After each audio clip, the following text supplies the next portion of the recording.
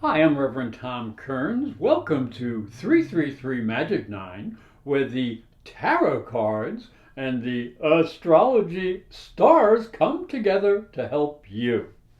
There's a lot of wonderful energy coming at you this month, so if you need a psychic and spiritual reading with a little bit of astrology, you can come visit me at Temple Heights Spirituals Camp in Northport, Maine. I'll be there the first week of July or the second week of August, either week.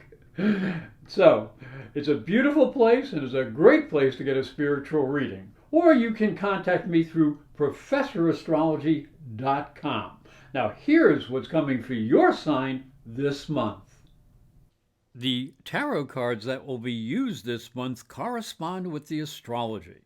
They are the Knight of Pentacles, which represents methodical action, the Empress, which represents abundance and intuition, the Page of Wands, which represents ideas and adventure, and the Nine of Swords, which represents worry and fear.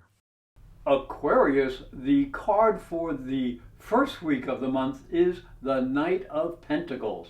Now, this is a practical energy that suggests that you need to be a little careful and methodical in business, or especially with money issues. So take stock, take inventory, and make sure you're using your common sense. Now, as we look down into the astrology, the month begins with Mars in Leo in opposition to Saturn in Aquarius, and this is from the seventh house of partners and coming before the public, and the first house of personality. So this is a good time to this is not a good time to step out of line or be too pushy. So you must act with common sense and guard your reputation in public. Now, Venus later in the week will also oppose Saturn, again from the seventh to the first house, and this can create some friction in partnerships. So you must know what you value and what your partners value. You have to know what you're willing to give and what they are willing to give. As we go into the second week, the tarot card is the Empress. Wow. She represents a powerful and stable energy. She suggests there is all sorts of creative energy in the air, which can lead to opportunity and abundance. And she also suggests you need to follow your deeper intuition.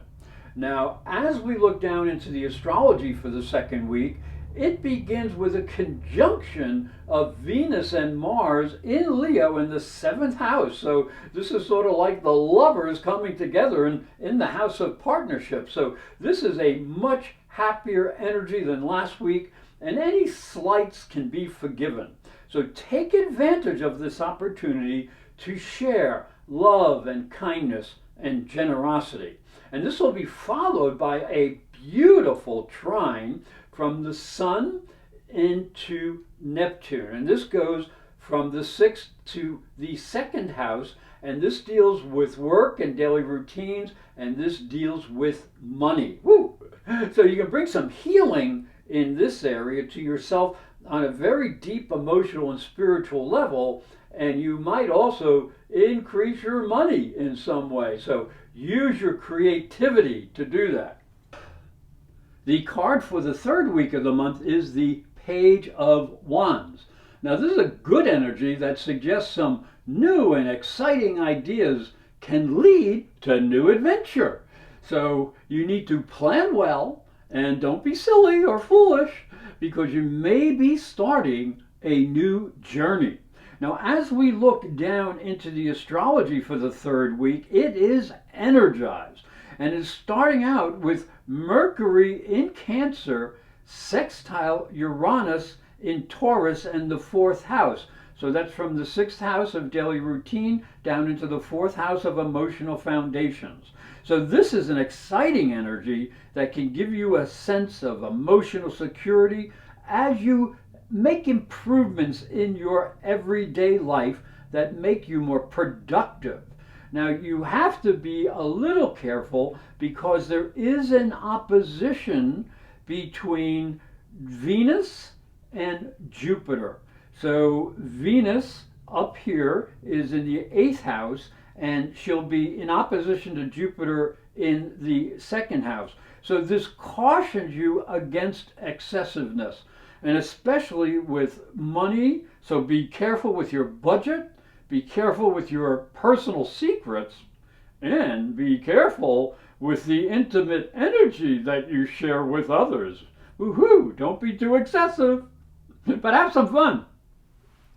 So now as we move into the 4th and final week of the month, the card is the Nine of Swords. Look at this. Look at all the difficulty just hanging up there in the air. Oh my goodness. Now, what you can't see is there are opportunities around, but you must clarify your mind. Fear can hurt your efforts to get ahead. You must ask yourself, are your fears real or imaginary? And you must not allow yourself to get lost in fear. Now, as we look down into the astrology, the 4th week features a Mercury in the 6th house opposite Pluto over here in the 12th house. And that is from Cancer to Capricorn. So thoughts can be powerful and disruptive, especially if they are, as I said, fear-based. So you must be clear and you must listen carefully to your deeper intuition. Do not let fear get in the way. Now again, this will be made more important as we go towards the end of the week, and there is an opposition between Mars and Jupiter. So Jupiter is in Aquarius in the 1st house of expression, and Mars is in Leo in the 7th house of partners. So you must be willing to make room for the desires and actions of others. You must balance your needs with your partners. And if you can, then justice may be done. Hi, I'm Reverend Tom Kearns, and this is my story. If you are a spiritual seeker, it may help you on your journey. I believe your spiritual development is as important as your religion. If you look at Christianity, it focuses on the life of Jesus. But Jesus was never a Christian. He was Jewish. If this thought intrigues you, you'll enjoy my new book, Light from Water, Freeing Jesus. It's available on Amazon.com and through fine bookstores. And it may help you on your spiritual journey. I'd like to thank you for watching and thank you for listening. Remember to subscribe because these videos are free, and hit the little bell for notifications. And for a special offer, visit my website, internetpsychicreadings.com.